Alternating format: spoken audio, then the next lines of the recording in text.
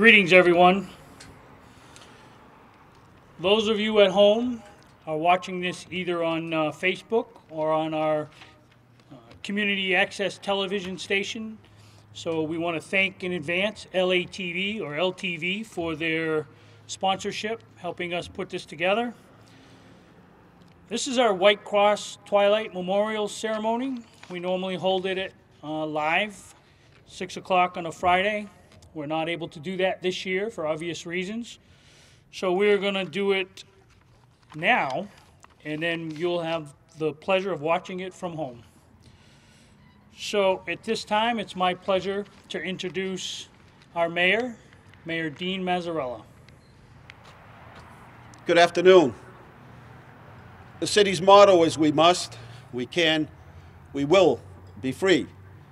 And as Mr. Roberge has so eloquently described, the supreme sacrifice that those have made through many generations to keep us free.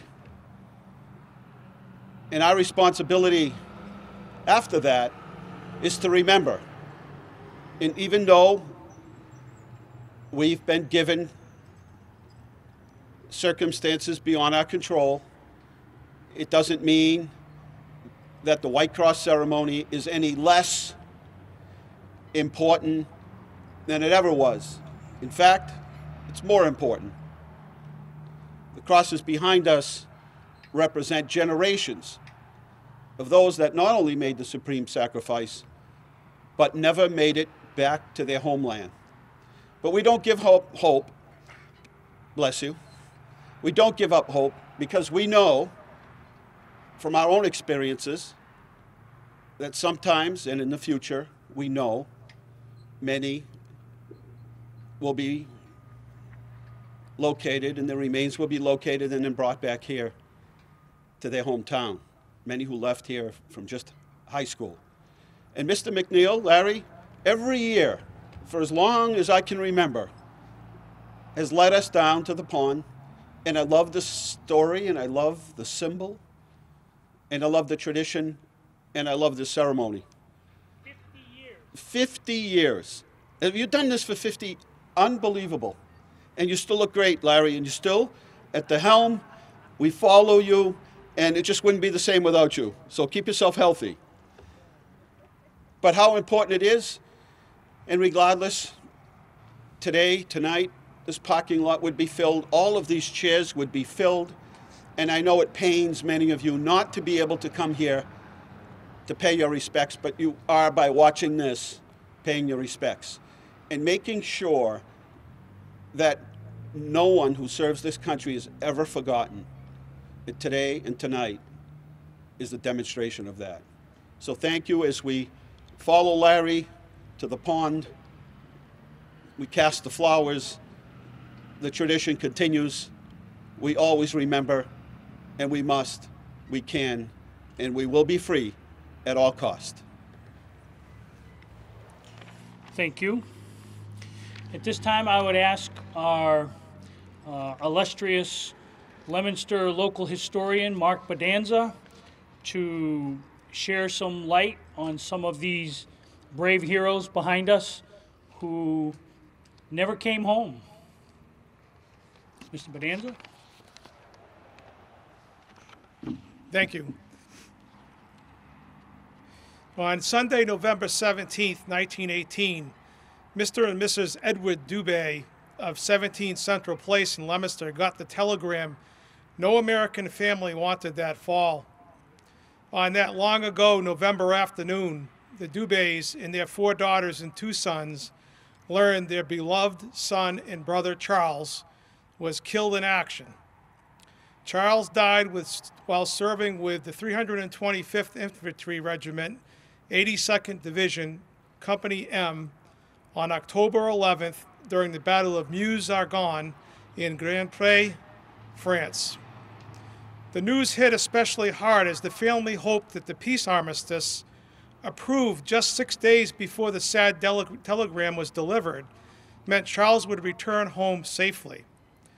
The battle, a major part of the final Allied offensive of World War I, raged between September 26th and November 11th. It was the largest and most deadly in U.S. military history. Involved 1.2 million American soldiers. More than 26,000 of those brave men and brothers in arms with Charles Dubé lost their lives. October 11th was the first action seen in the war by Company M. They marched up a road to take a position held by the Germans on the top of a small hill. They lost a number of their fellow soldiers on that open road, and of course, after they crossed the barbed wire and they made their way up the hill. They did in fact take the hill and held it against counter-offensives by the Germans. Before the day was done, 185 of Company M were on the casualty list of a total of 200 soldiers. At the time Dubé was drafted, he was working in Bridgeport, Connecticut, but previously he earned his living as a comb maker in several Leominster factories. The newspapers said that he was popular and had scores of friends. Dubé is buried in France at the American cemetery at Meuse-Argonne. The Fitchburg Sentinel announced his death the day after Dubé family received the War Department dispatch. In the same edition, the Leominster Board of Health Chairman, Dr. Charles Bigelow, announced there would be no necessity to bring back emergency hospitals in the city or order new school and business closures as a result of the influenza epidemic that struck the region and the country. Especially hard hit by the Spanish influenza pandemic were soldiers in France and those returning to Fort Devens and other military installations throughout the country. Bigelow said, "What Leominster is getting now is the natural aftermath of the real epidemic. It is nothing to be alarmed about. We were expecting the conditions we are now getting. Fortunately for the area residents, in the waning weeks of 1918, the influenza was mutating and becoming far less lethal. But unfortunately, many American soldiers, including 15 from Leominster, succumbed to the Spanish influenza, which gripped the world a century ago. One of those soldiers was Enrico Churi, who died on January 27, 1919 in France. Local records for 101 years suggested that Churi was buried in France. If that could be substantiated, Enrico Churi would be entitled to one of the solemn white crosses that stand behind me. However, our Veteran Services Director had a hunch. Perhaps, like many World War I deceased, his body was reinterred by his family since no records of a French grave could be found in the American cemetery records. Churi did not come back to Leominster for burial, but my curiosity as to his final resting place needed to be satisfied. The mystery was solved last Sunday when I was able to find Churi's Department of Defense burial card. Churi's body was moved by his parents in September of 1922 to his native Italy, where he was reinterred in the mausoleum at Civita Taratenga. Enrico went home, and no White Cross need stand sentinel for his absence. Now, more than a century later, our local record is properly amended. All of these men, whether killed on the battlefield by the clash of arms or by the ravages of disease and trenches dug for their survival, deserve our reverence and respect. We must never forget the sacrifice of the multitude or the deeds of the individual who live with hope and dreams until their last breath. May God bless and keep you, Charles and Enrico.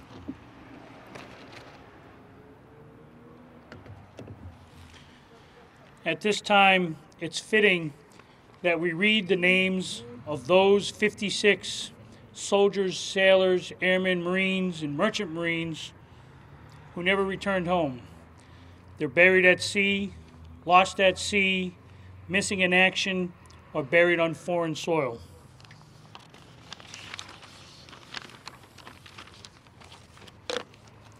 Singleman First Class, Clyde William Albee, Jr. Staff Sergeant Robert W. Barker. Second Lieutenant Lyman M. Bates, Jr. Able Seaman George J. Blanchette. First Lieutenant Walter M. Bolin. Signalman, 3rd Class, Rodrigo G. Cafoni. Technician, 5th Class, Romeo J. Sharon. Private 1st Class, Gerald J. Cormier. Chief Alton A. Cousins. Private Alfred Delbove. Private Antonio Delbove. Signalman 1st Class, Victor Devarney. Private Charles E. Dubé. 2nd Lieutenant Albert F. Duval. Machinist Mate, 3rd Class, Mario B. Feeney. Private John J. Finn. Private Henry P. Flibbert. Water Tender, 2nd Class, John William Fortune, Jr. 2nd Lieutenant Frank M. Foster. Private 1st Class, Leo M. Gagnon. Private 1st Class, Arthur O. Gopert. 2nd Lieutenant Frederick Gordon. Private 1st Class, Alfred Gravalli. Private Everett E. Grimes. 1st Lieutenant Kenneth E. Hastings. Seaman 1st Class, Bernard William Jocelyn. Lieutenant Junior Grade, Michael M. Jocelyn. Private 1st Class, Lester R. King. Sergeant Walter E. Kursowitz. Signal 2nd Class, William Courtney Lavoie. Private Harold L. Lord. Seaman 1st Class, Arthur Raymond Marcoux. Private Joseph Russell Martineau. Private 1st Class, John J. McGillen. Private Edmund Melanson. Utility Man Gerard Joseph Mitchell. Ordinary Seaman Lawrence Lenwood Mitchell. 1st Lieutenant Richard C. Nicholas. Quartermaster Chief Wyatt Thomas Ordung. Machinist Mate 3rd Class Darius Joseph Parrott. Private Emery J. Pelkey. Gunner's Mate 3rd Class Frank Joseph Patrica. Seaman 1st Class Roland H. Pothier. Private Edmund F. Porter, Jr.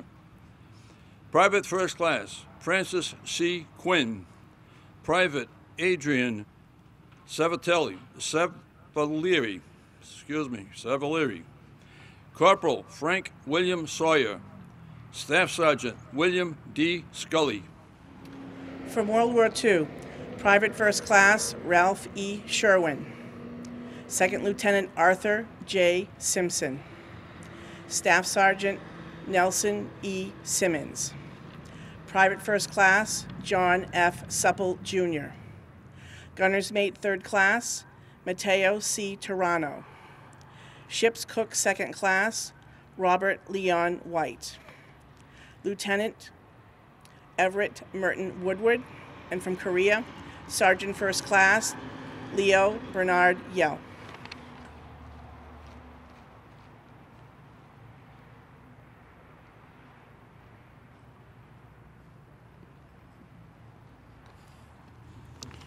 Thank you. At this time, we're going to have a rifle salute in honor of these brave Americans.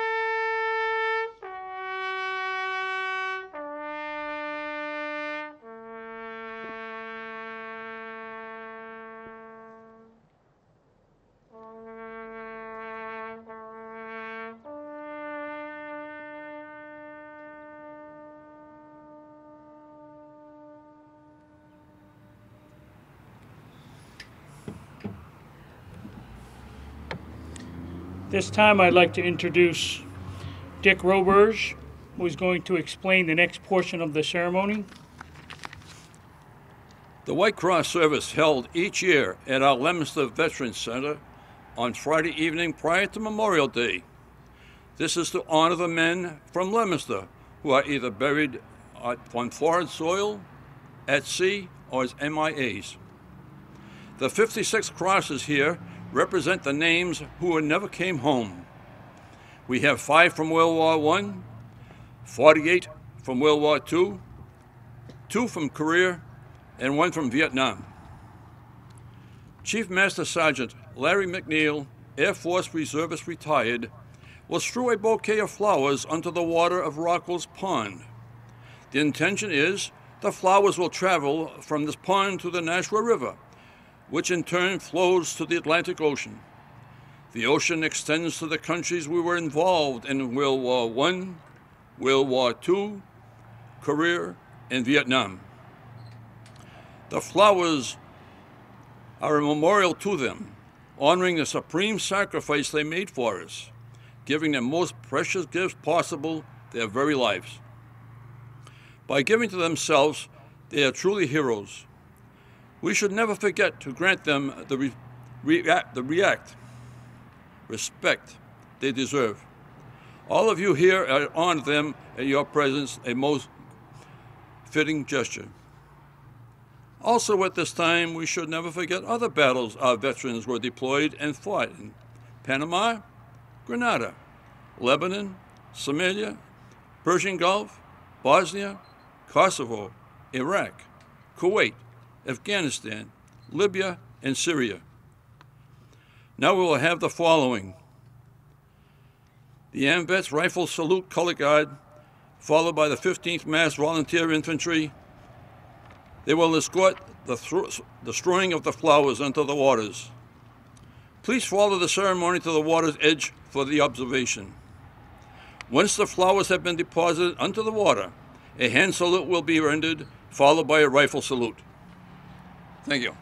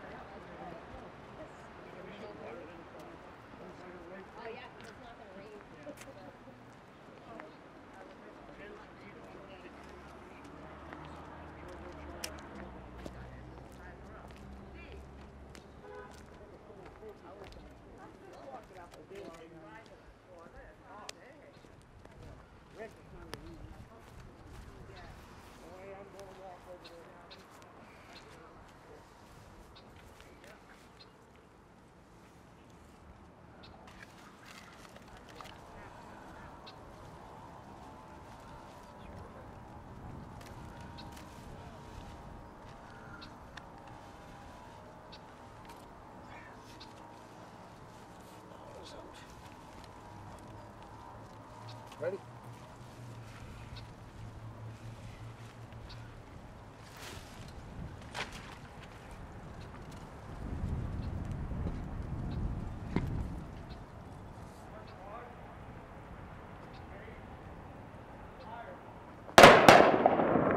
Second squad. Ready? Fire. Third squad. Ready? Fire.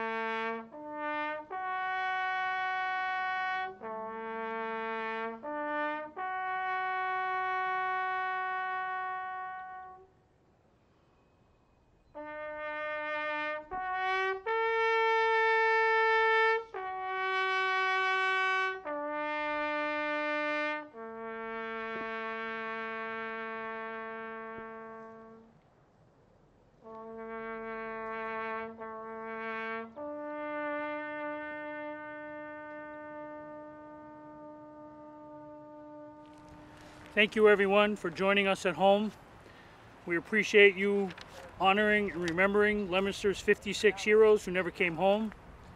Thank you for all you do. Thank you for your continued support. Thank you. This concludes our ceremony.